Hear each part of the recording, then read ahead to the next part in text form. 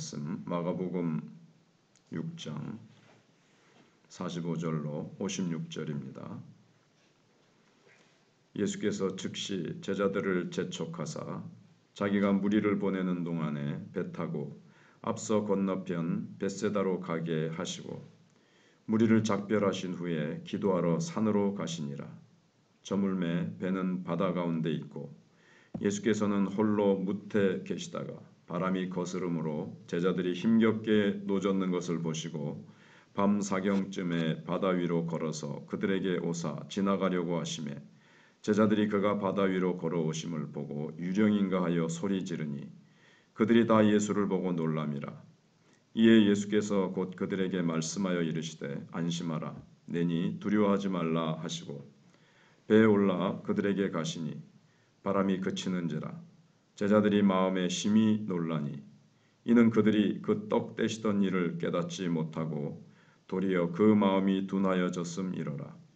건너가 게네사렛 땅에 이르러 대고 배에서 내리니 사람들이 곧 예수신 줄을 알고 그 온 지방으로 달려 돌아다니며 예수께서 어디 계시다는 말을 듣는 대로 병든 자를 침상채로 메고 나오니 아무데나 예수께서 들어가시는 지방이나 도시나 마을에서 병자를 시장에 두고 예수께 그의 옷가에라도 손을 대게 하시기를 간구하니 손을 대는 자는 다 성함을 얻으니라.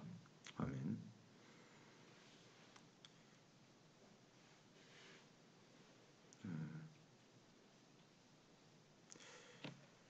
어떤 아버지가 방황하는 청소년 아들에게 내가 너 다 안다 이렇게 말을 하니까 그 반항하던 청소년 아들이 그 아버지를 향해서 환경을 향해서 막 이 폭풍노도와 같은 그런 마음이 잠재워졌다고 합니다.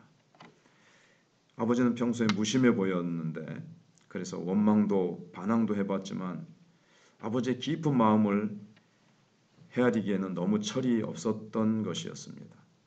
근데 아버지에 대한 오해가 나한테 무관심하구나 말도 없고 하시는 거 보니까 무관심하구나 나를 사랑하지 않는구나 이렇게 오해를 했었는데 이 땅에 오신 주님을 향해서도 이스라엘 백성들은 메시아에 대한 관이 잘못되어 있었기 때문에 오해가 있었고 의심이 끊이지 않았었습니다. 예수님을 누구로 아느냐 여기에 따라서 이제 인생의 희비가 교차되는 겁니다. 그래서 예수님이 사람들이 나를 누구로 하느냐 그리고 너희는 나를 누구로 하느냐 그러니까 이게 인생에서 가장 중요한 질문이 너희는 나를 누구로 하느냐 예수님을 4대 성인 중에 한 분으로 아느냐 그냥 위대한 선지자로 아느냐 정말 하나님의 아들로 아느냐 여기에 따라서 인생이 이제 달라지는 거죠. 예수님께서 오늘 마가복음에 보시면 기적을 얼마나 많이 행하셨습니까? 근데 기적을 행한다고 해서 기적을 본다고 해서 기적을 본 사람들이 늘 바른 믿음으로 가는 건 아닙니다. 상상할 수 없는 기적마저도 인간의 욕망과 만나면 얼마든지 예수님에 대해서 삐뚤어진 이해와 신앙을 낳을 수가 있습니다. 그래서 예수님은 오병이의 기적을 이렇게 행하는데 도구로 쓰임받은 제자들과 또 무리의 그릇된 메시아 기대 와 이분을 왕으로 세우면 되겠다. 그러면 이제 우리는 먹고 사는 문제는 끝나겠다. 우리를 잘 살게 해주겠구나. 그렇게 이제 오해를 하고 있거든요. 막 그 기대에 막 무리들이 들떴기 때문에 그걸 잠재우기 위해서 예수님은 그들을 다 이제 내쫓다시피 다 물리치시고 홀로 산으로 가셨습니다. 기도하시고 자신의 사명을 이제 더 하나님 앞에서 확실히 확인하고 하나님 내가 십자가의 길을 이 편하고 쉽고 영광받는 길이 아니라 십자가를 먼저 내가 반드시 져야 되는 것이고 이것이 하나님 뜻임을 더 붙잡고 기도하시기 위해서 산으로 가셨다고 보통 봅니다. 요한을 죽인 권력자들의 이제 위협도 있고 자신을 막 왕으로 세우려고 하는 무리들의 달콤한 유혹 속에서 자신이 가야 할 길과 내가 해야 할 일 그걸 이제 하나님 아버지께 다시 한번 물으시고 이제 택한 백성들을 새 출애굽의 역사를 예수님은 이루셔야 되지 않습니까? 출애굽할 때 그때는 이제 어린 양이 죽었지만 지금은 정말 하나님의 참된 어린 양이신 예수님이 오셔서 십자가에 죽으셔야만 하나님의 택한 백성들이 죄의 애굽에서, 사망의 애굽에서 나올 수 있기 때문에 밤새 예수님이 기도하셨습니다. 주님이 나를 부르신 이유와 내가 주님을 찾는 이유가 다를 때 또 비슷한 문제가 생깁니다.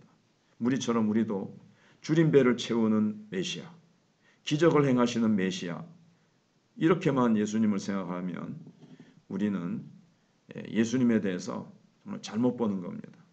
죽은 영혼, 심판받아 영혼이 지옥 갈 영혼들에게 영생을 주시는 메시아, 죽은 우리를 살리시고 나사로를 살리시듯이 죄와 사망 권세 아래 영혼이 지옥 갈 영혼들을 살리시는 메시아, 그 메시아를 우리가 꼭 만나야 되는 겁니다. 제자들은 참 둔합니다. 예수님이 기도하시는 동안 제자들은 바다에서 거센 바람과 밤새 이렇게 사투를 벌이고 있었습니다. 힘껏 노를 저었지만 앞으로 나가지가 않는 거예요. 빈들의 그 허기진 영혼들을 보시고 불쌍히 여기셨던 예수님이 이제 바다에서 힘겹게 노젓는 제자들을 여기서도 보시고 광야의 허기진 영혼들을 보셨던 주님. 그런데 이제 이 본다는 것은 그냥 육신의 눈으로 본다는 것이 아니라 깊은 영적인 통찰력으로 마음 깊은 사랑으로 보셨던 거죠. 그래서 불쌍히 여기시고 지금도 제자들이 노졌는데 제대로 가지를 못하고 풍랑이 거스르니까 막 고통하는 것을 긍휼히 여기셔서 이제 예수님이 바다 위를 걸어서 오시는 겁니다. 그런데 이 제자들은 예수님을 알아보지 못했을 뿐만 아니라 예수님이 배에 오르시자 바람이 그치는 것을 보고 놀라는데 그쳤습니다. 그냥 마음이 참 둔한 거지요. 아, 이분이 정말 오병이의 기적도 행하시고 모든 병을 고치셨고 지금까지 봤던 기적들을 봐왔기 때문에 이분이 메시아구나, 하나님의 아들이시구나, 다 그렇게 하면서 찬송과 경배를 드린다거나 다 그렇게 해야 되는데 지금 여기서는 마가복음에서는 그 때가 아직 다른 복음서에 나타나기보다 또 좀 앞인지 아직 많이 둔합니다. 그러니까는 조금 전에 어제 생각해 본 대로 오병이의 기적을 행한 그 상황, 그게 뭐 얼마나 놀라운 기적입니까? 근데 그분을 잊어버린 거예요. 지금 유령이다 이러고 막 어떻게 바다 위를 걸어오시니까 유령이다. 오병이의 기적을 일으키시는 분, 그분의 그 능력, 아, 전능하신 분이시구나, 이렇게 해야 될 텐데 줄인 배만 채웠을 뿐 구원의 주님이신 예수님에 대해서 무리들이 이해하지 못했고 제자들은 광풍 같은 이 현실을, 광풍을 잠재우시는 그 예수님을 제대로 이제 보지 못한 겁니다. 우리도 광풍 같은 현실, 정말 우리가 정말 힘들고 어려울 때 예수님을 어떤 분으로 보느냐에 따라서 낙심하고 실망하고 원망 불평에 빠질 수도 있고 그분의 능력이 나타날 것을 기대하면서 그분의 능력이 나타날 때 이분 내가 믿는 예수님 당연하지 하면서 그 주님께 찬송하고 간증하고 그렇게 할 수 있다는 거죠.